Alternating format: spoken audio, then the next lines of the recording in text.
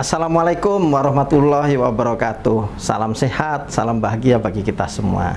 Sobat TRJA semua, ketemu lagi dengan saya Wiwin Kurniawan, salah satu trainer di Divisi Training Center PT Transkon Jaya Tbk.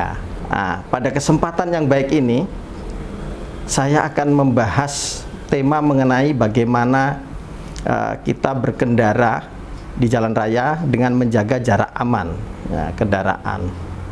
Nah, ini sangat penting ketika kita nanti berkendara di jalan raya.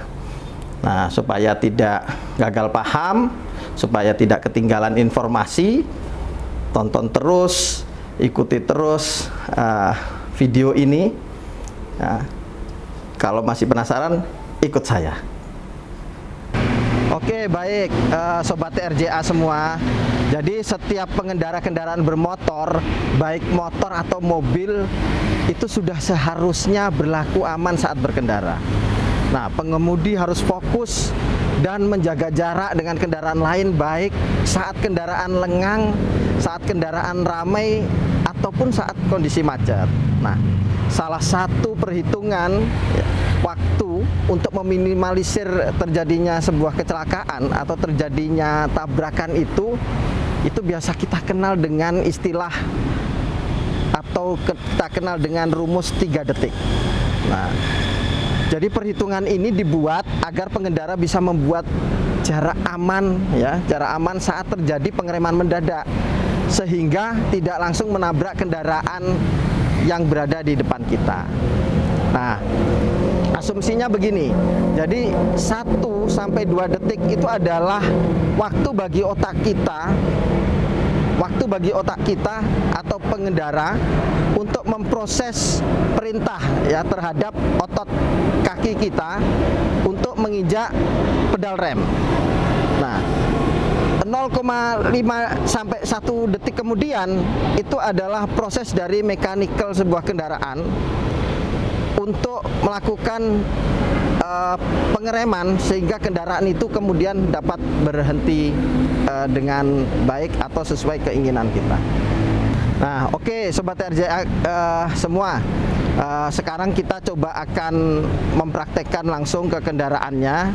Nanti kita akan coba praktek menghitung jarak atau rumus 3 detik itu seperti apa, menjaga jarak aman di saat kita berkendara di jalan raya itu seperti apa.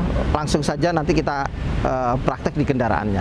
Oke, baik Sobat TRJA semua, kita sekarang sudah berada di kendaraan. Kita coba test drive ini di jalan raya. Kebetulan ini suasananya atau kendaraannya juga lagi lenggang. Ini nggak ada yang bisa kita ikutin ya. Nah, nanti kita akan coba mempraktekkan yang rumus 3 detik tadi yang sudah saya jelasin. Jadi 3 detik itu seperti apa. Nah, kalau kita perhatikan tanda-tanda atau di jalan ini bisa kita jadikan patokan. Misalkan ada tiang listrik atau papan reklame atau rambu-rambu lah, seperti itu ya. Itu bisa kita patokin, buat patokan untuk menghitung waktu yang 3 detik tadi. Misalnya ketika kita berkendara, kita melihat kendaraan yang ada di depan kita. Jadi kita jaga jarak dengan kendaraan yang di depan kita itu waktu 3 detik itu perhitungannya seperti apa. Nah, ini kita coba muter lagi. Nah, ini ada kendaraan di depan kita coba akan ikutin ya. Oke, jadi di depan kita ini kendaraan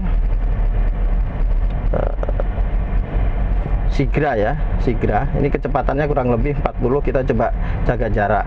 Nah, pastikan juga bahwa ketika kita berkendara seperti ini, roda belakang dari kendaraan yang ada di depan kita ini harus terlihat dari kursi kita. Ya, jangan sampai kita berkendara roda belakangnya nggak terlihat, malah terlihat yang bagian atasnya. Oke, sampai truk ini berapa detik? 1, 2, 3. Nah, berarti jarak kita sudah aman. Itu kira-kira ya cara menghitung jarak aman yang pakai rumus 3 detik tadi. Yang pertama, kita cari patokan tiang listrik atau papan reklame atau penanda lain yang sejenisnya dari kendaraan di depan kita. Nah, setelah itu ketika dia melewati kendaraan kita ini sampai pada penanda tadi, itu berapa detik? Itu sebaiknya di atas 3 detik. Kalau di bawah 3 detik berarti jarak kita dengan mobil yang ada di depan kita itu belum aman. Ya gitu ya kira-kira. Dan lagi sebenarnya ini juga tergantung dari kecepatan kendaraan yang kita kendarai. Kalau kecepatannya makin rendah, maka itu lebih aman, lebih mudah karena jarak pengeremannya juga relatif lebih sedikit ya, lebih pendek gitu.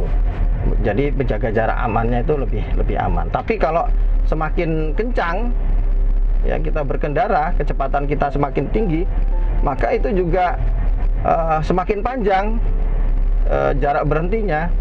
Jadi ada jarak pengereman sampai dia kendaraan berhenti itu tergantung juga dengan kecepatan kendaraan yang kita kendarai. Nah, ini kita coba muter-muter dulu ya di sini ya. Ini kebetulan di sini arus lalu lintasnya tidak terlalu ramai, jadi mudah ya, memudahkan kita untuk membuat video ini. Jadi seperti yang saya sampaikan tadi, misalnya saya contohkan dengan kecepatan 40 km per jam ya, ini misalnya 40 km per jam saya kendarai, itu ketika kita mulai menginjak pedal rem sampai dia berhenti itu memerlukan jarak sekitar 12 meter, itu pada kecepatan 40 km per jam. Tetapi bila kecepatannya kita naikkan lagi, misalnya 50 km per jam, maka jarak berhentinya juga akan makin jauh. Di kecepatan 50 km per jam itu, ketika kita menginjak pedal rem sampai dia kemudian berhenti, itu membutuhkan jarak minimumnya adalah sekitar 32 meter. Jadi makin kencang kecepatannya, jarak berhentinya makin jauh. Makanya kita perlu menjaga jarak. Supaya apa? Supaya menghindari kita menabrak kendaraan yang ada di depan kita. Tuh.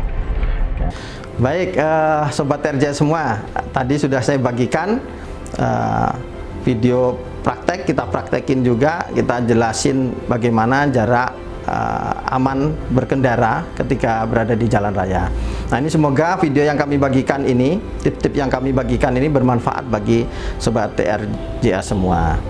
Nah, untuk itu tonton terus, simak terus tips-tips PT Transkon Jaya Tbk yang lainnya, dan jangan lupa like, komen, dan subscribe. Transkon Jaya, Jaya, Jaya.